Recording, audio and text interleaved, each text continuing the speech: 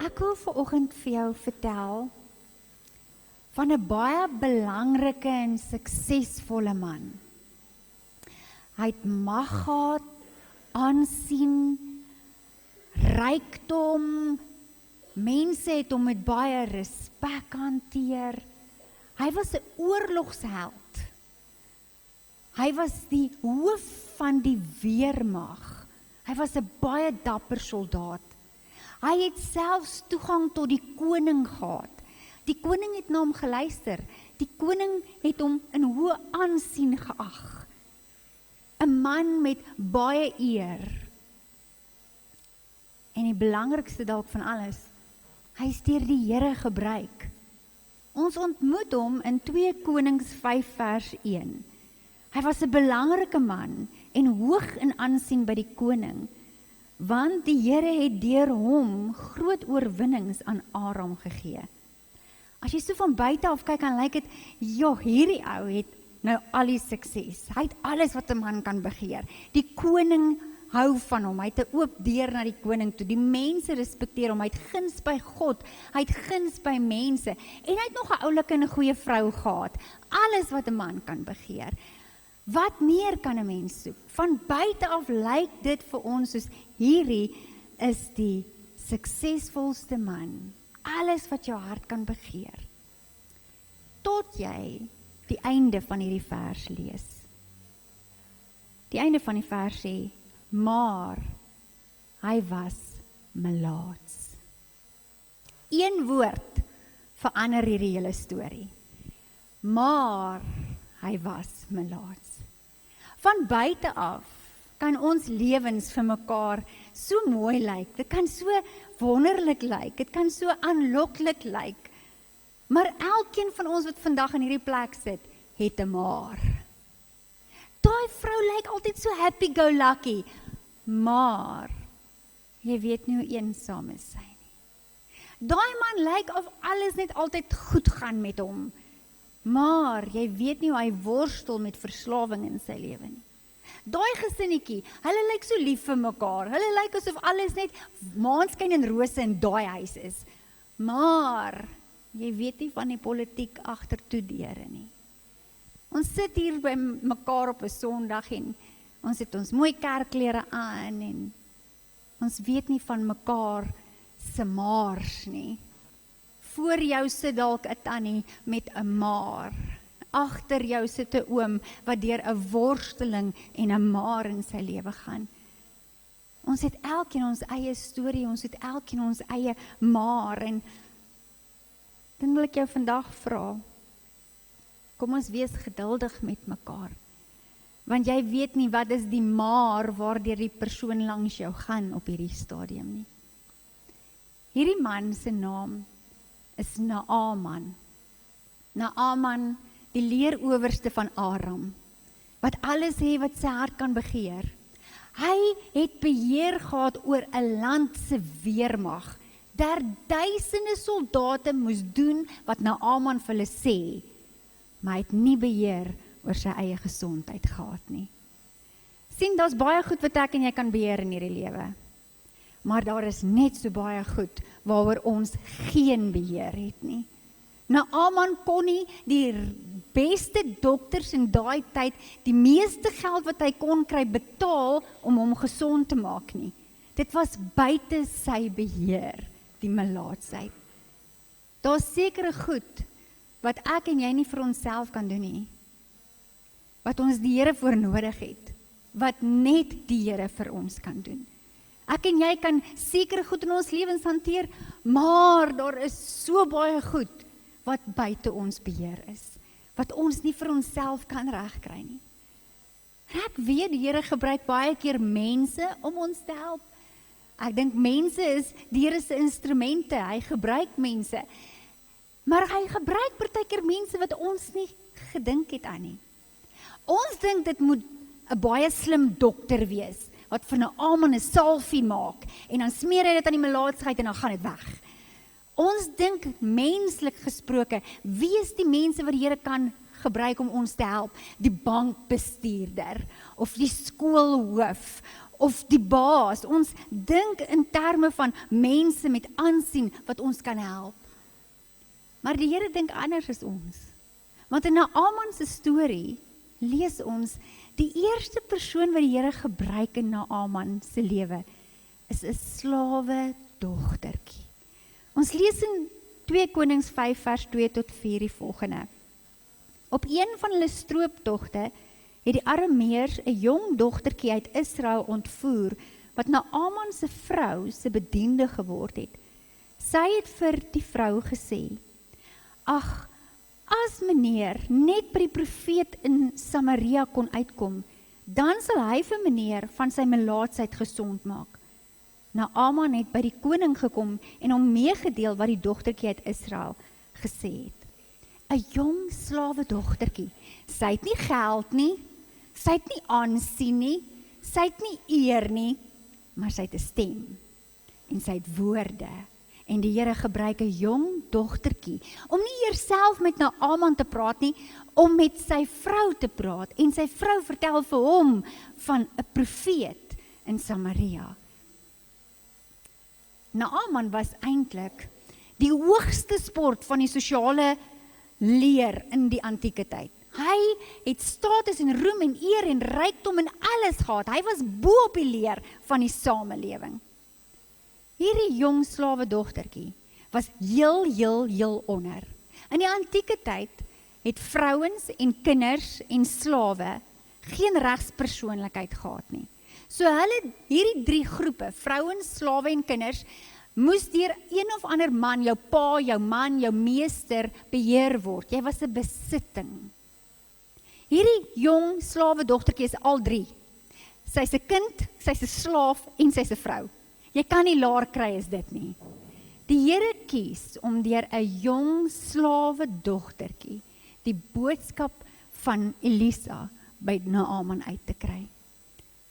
Sien, ek dink, partykeer wag ek en jy so vir ons eie antwoord, dat ons God se antwoord mis. Ons het 'n idee dat God moet ons antwoord deur die dokters, of deur die profeet, of deur die koning, en dan antwoord God deur 'n slawe dogtertjie in ons eie huis, en ons sien dit nie raak nie. Ons wag vir iets buitekant, iets groot. Die Here moet 'n wonderwerk doen. Hy moet iets uit die hemel uitstuur, soos manna uit die hemel. 'n Teken moet gebeur, soos 'n ster in die hemel. Ons wil sulke groot wonderwerke sien. En so baie keer is die wonderwerk in jou eie huis. Hierdie slawe dogtertjie het in Naaman se huis gewerk en sy het die antwoord gehad vir die melaatsheid. Partykeer is die wonderwerk nie daar buite nie, dis hier binne. Partykeer is dit net hier, waar die Here wil hê ek moet anders begin dink, sodat die wonderwerk kan gebeur in my lewe. Partykeer is dit hier, waar die Here wil hê ek moet vertrou, ek moet vergewe, ek moet vryspreek, ek moet vrede kry hier binne. En ons wag vir iets van buitekant af, terwyl dit soms binnekant ons is. Ek weet en jy weet, die Here dink anders as ons. Hy werk anders as ons. Hier's 'n stuk in hierdie storie wat vir my so ironies is, dit maak nie lekker vir my kop sin nie. Want Naaman hoor toe nou by hierdie dogtertjie deur sy vrou van die profeet Elisa wat hom kan gesond maak. En hy gaan dadelik na die koning toe, want hy het 'n oop deur by die koning. Hy gaan na die koning van Aram toe en hy sê vir hom, daar's dalk 'n kans dat ek kan gesond word. Daar's 'n man in Samaria wat mense gesond maak van melaatsheid. Laat ek na hom toe gaan. Hoor nou wat gebeur hier. Die koning van Aram skryf 'n brief vir die koning van Israel. En hy sê in hierdie brief vir hom, ek stuur my leerowerste, die hoof van my weermag na jou toe, maak hom gesond.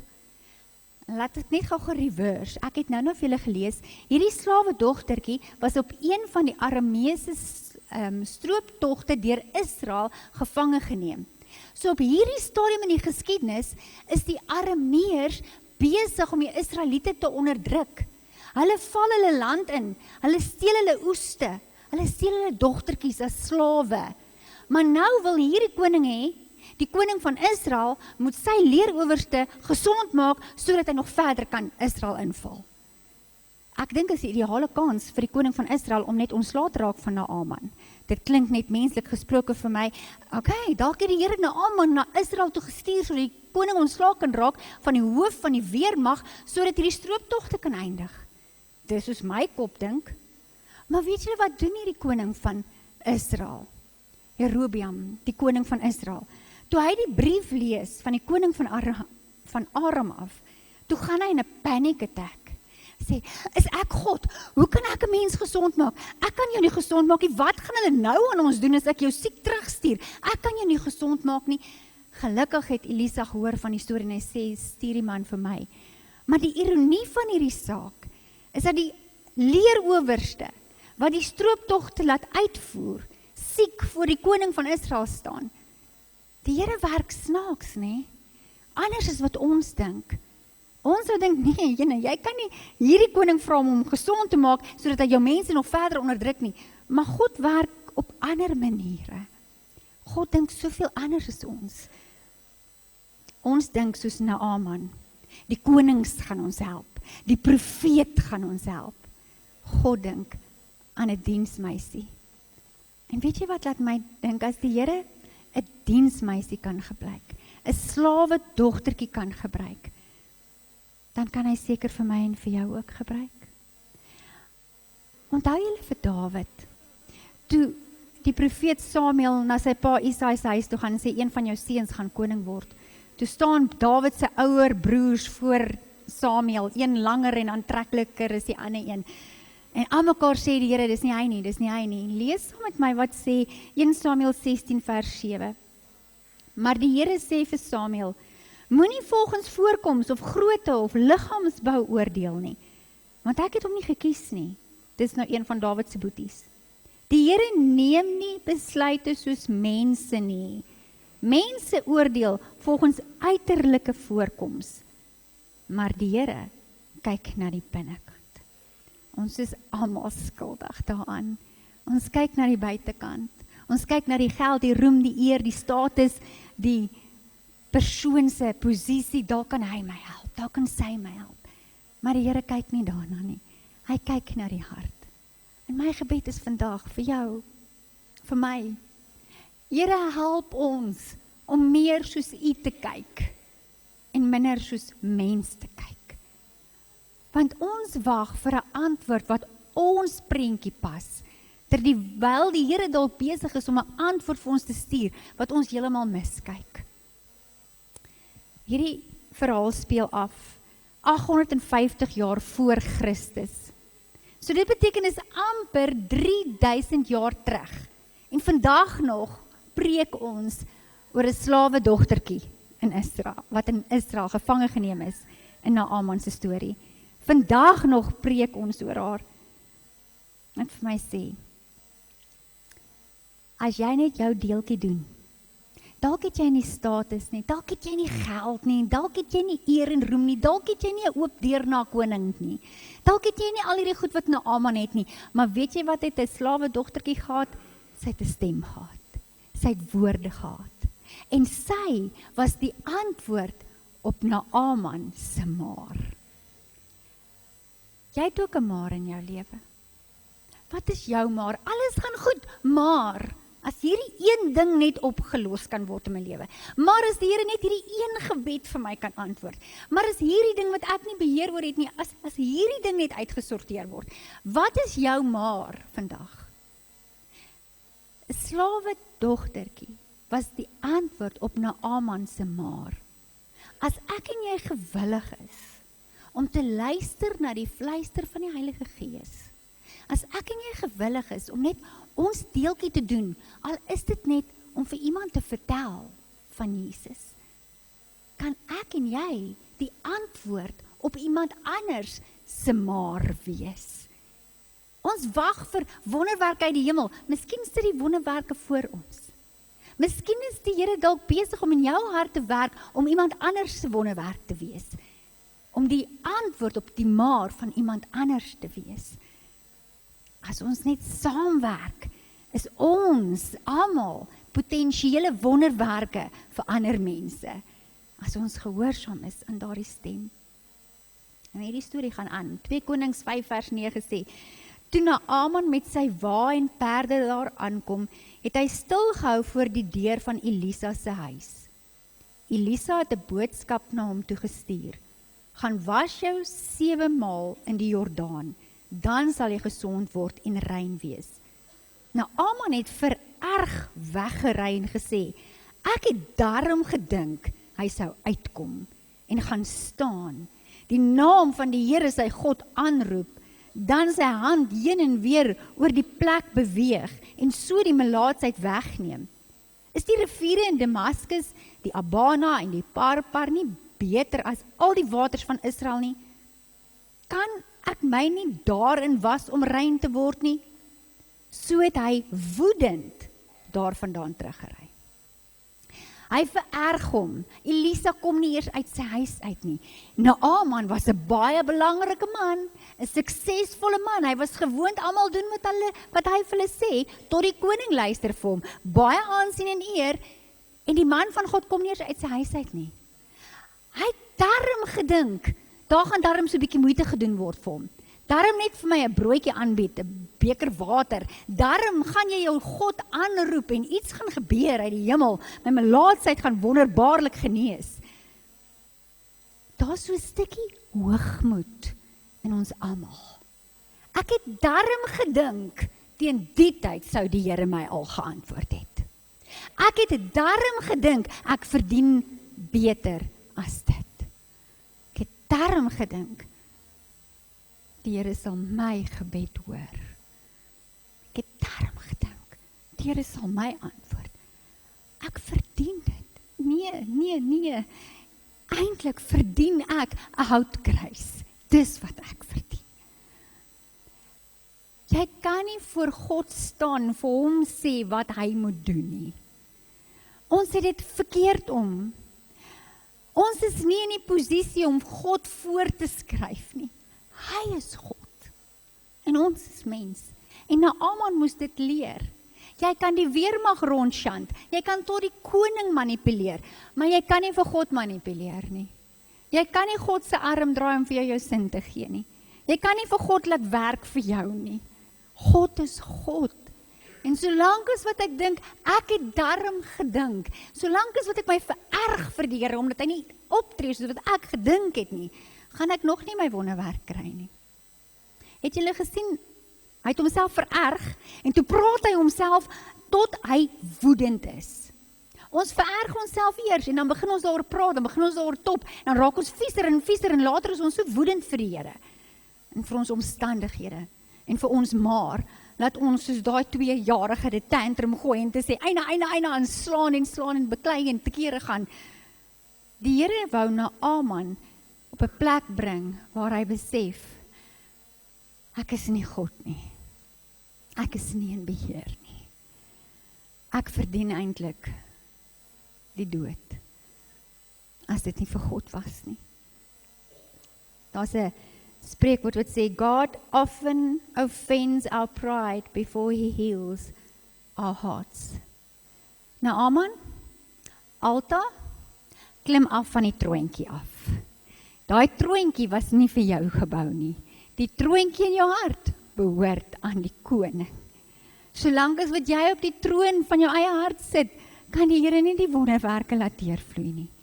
Die Here het spesifiek hierdie storie, hierdie stukkie ingesit, waar Naaman hom in die vuil Jordaan moet gaan bad, om hom te bring op 'n plek van nederigheid en gehoorsaamheid. Ja, daar was ander skoner riviere, daar was mooier riviere, maar die Here stuur hom Jordaan toe. Dit was nie die Jordaanse water wat hom gesond gemaak het nie. Dit was God wat hom gesond gemaak het. Maar die Here wou kyk, gaan jy nederig genoeg wees om in die vuil water te gaan bad? Gaan jy gehoorsaam genoeg wees om 7 maal te gaan bad? Nie een keer jouself af te spoel, ag dit werk nie, kom ons loop maar nie. Maar aanhou en aanhou tot die genesing kom. Gaan jy van die troontjie kan afklim en gehoorsaam wees, al maak dit nie sin vir jou nie. Vers 13 sê, sy amptenare het by hom gekom en mooi met hom gepraat. Meneer, as die profeet iets moeiliks van u verwag het, sou hy dit nie gedoen het nie. Hoeveel te meer nou dat hy eenvoudig vir u gesê het, was jou en jy sal rein wees. Hy het toe afgegaan na die Jordaan toe en hom 7 keer daarin gebad, soos die man van God gesê het, en sy vel het gesond geword, soos die van 'n klein seentjie, en hy was weer rein. Ons wil hê, die Here moet ons maar antwoord. Hy moet ons maar verander. Hy moet ons omstandighede verander, hy moet ons melaatsheid genees, hy moet ons probleme oplos, hy moet ons bankrekening verander. Ons wil hê die Here moet die maar vir ons doen. Die Here wil ons harte verander. Die Here wil 'n wonderwerk doen, nie aan die buitekant nie, aan die binnekant. As die Here se binnekant werk in jou lewe reg is, dan sal die buitekant ook kom. Maar die Here wil eers die binnekant begin. Naaman moes 7 keer homself gebad het. Dankie tog, Naaman het nie na die tweede keer uitgeklim en gesê, ag, hierdie werk nie. Hy het aangehou en aangehou. Onthou julle wat het Jesus gesê vir Petrus, toe hy sê, moet ek my broer 7 keer vergewe? 70 maal 7. Weet jy wat is die les daarin? Hou aan om die regte ding te doen, al sien jy nie dadelik die resultate nie. Ek glo die Here kon hom net daar by Elisa se huis gesond gemaak het. Hoekom vuil Jordaan 7 keer gaan was? Want die Here het sy gehoorsaamheid getoets. Sal jy aanhou doen, al sien jy nie dadelik die resultate nie. Sal jy aanhou om gehoorsaam te wees, sal jy aanhou vergewe, sal jy aanhou vryspreek, sal jy aanhou om te doen wat my Heilige Gees vir jou sê, al kan jy nie dadelik die antwoord op jou maar sien nie.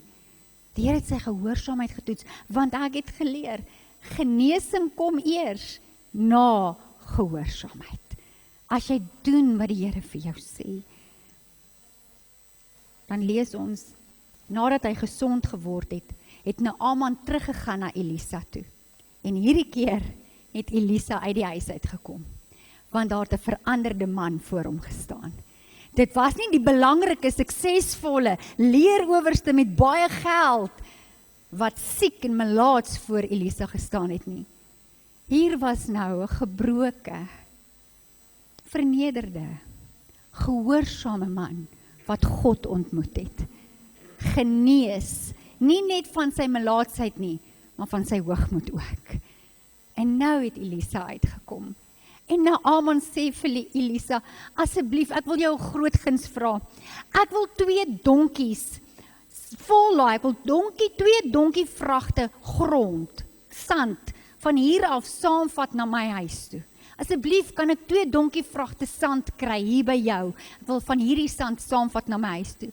Want van nou af sal ek net op daai grond by my huis aan jou lewende God offers bring. Ek sal nooit weer aan enige ander God enige offer bring nie. Ek sal net aan jou God offer bring. En hierdie Naaman ontmoet die lewende God. Ek wil vanoggend Naaman se storie so bietjie nader na jou hart toe opbring. Die Here weet wat is jou maar. Hy weet wat is dit waarvoor jy hom vertrou. Dit gaan goed met my, Here, maar as ek net hierdie ding kan kry, as jy net hierdie deur kan oopmaak, as jy net hierdie deurbraak kan stuur, as jy net hierdie wonderwerk kan stuur, die Here weet wat is jou maar, wat is buite jou beheer, wat jy so begeer van hom, hy weet wat dit is. Is jy nederig genoeg om sy antwoord te aanvaar? Dalk lyk dit nie soos die koning, of die dokter, of die gedagte wat jy gehad het nie. Die profeet het nie eers uit sy huis uitgekom nie. Dalk lyk dit soos 'n slawe dogtertjie. Dalk is jou antwoord nader die binnekant as wat jy gedink het. Jy wil dalk net hê iemand moet vir jou bid en alles moet regkom. Dit moet van buite af regkom. En die Here wil vanoggend vir jou sê, maar ek wil hier binnekant begin werk. Dit moet van binnekant af regkom. Is jy gehoorsaam? As die Here sê, gaan was jou 7 keer in die vuil Jordaan. Is jy gehoorsaam? Die ou mense het 'n spreekwoord, hulle sê, as ek deur die Jordaan se waters gaan eendag, Dit beteken as hulle doodgaan, as hulle eendag na die Here toe gaan, as ek deur die waters van die Jordaan gaan, dis hoe hulle praat as hulle eendag gaan doodgaan. Ek dink dit is toevallig dat Naaman in die waters van die Jordaan gebad moes word nie, want hy moes doodgaan vir sy eie belangrikheid.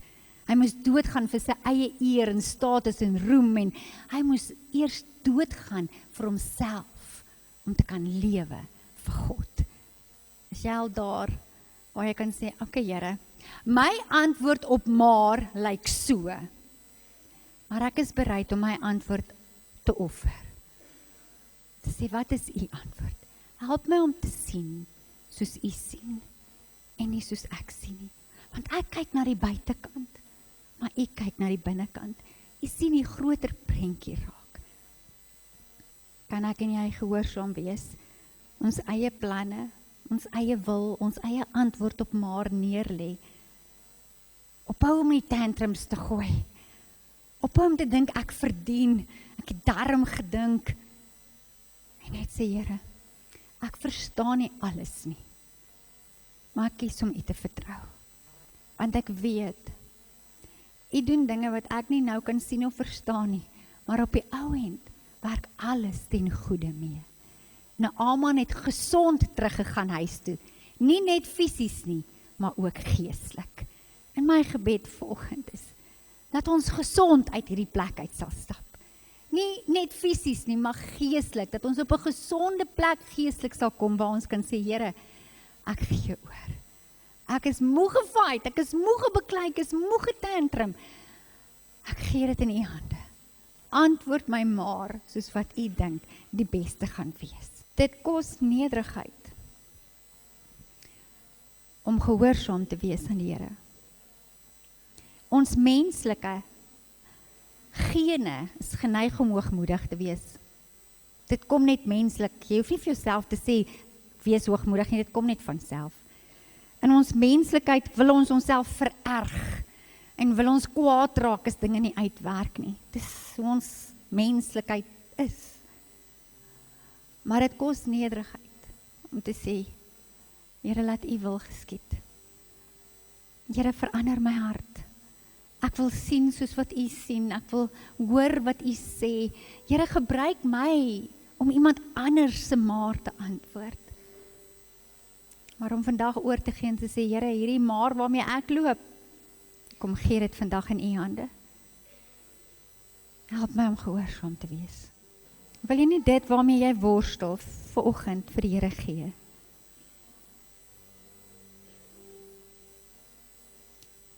Sê, Here, help my om te kyk soos u kyk. Help my om die wonderwerk in my eie huis en my eie hart raak te sien.